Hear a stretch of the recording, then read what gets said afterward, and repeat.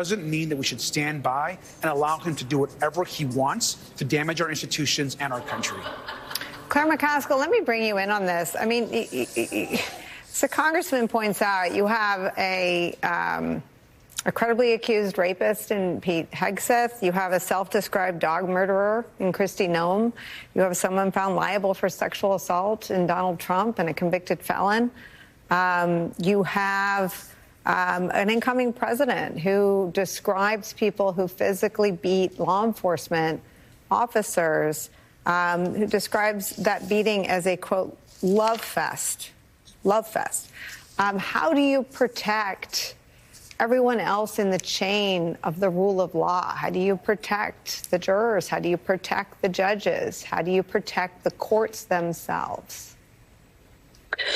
Well, today was certainly a bittersweet day, and candidly, I'm bitter. I mean, I'm bitter that a higher political price wasn't paid for what Donald Trump did on January 6th. Something is broken, and we need to acknowledge that. And the other thing we have to keep front of mind, Nicole, is that Donald Trump didn't win 50% of the votes. This is an evenly divided country. It's about half and half. And a chunk of those folks that voted for Donald Trump ignored everything except the fact they don't like the status quo.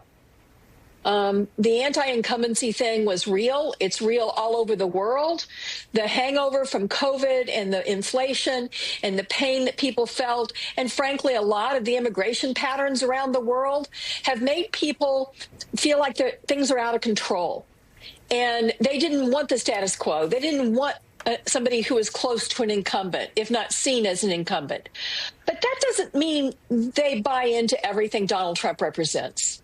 So the one thing I would say today is I get it. I talk to people every day who says, you know, Claire, I'm just tuning out. I'm so discouraged. I'm so depressed. I'm just tuning out. We cannot tune out. We have to tune in. 50% of the country agrees with us. 50% of the country doesn't want this. They don't want somebody who played footsie with Assad in charge of our intelligence community. They do not want a guy who, frankly, is not capable or competent running the finest military in the world. They do not want people who attack police officers pardoned for their crimes. So there's work to do here. And, you know, together, we are going to do it.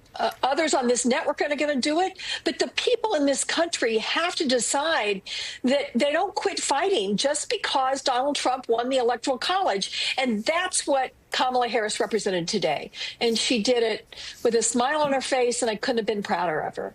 Much more on that part of the story in a second.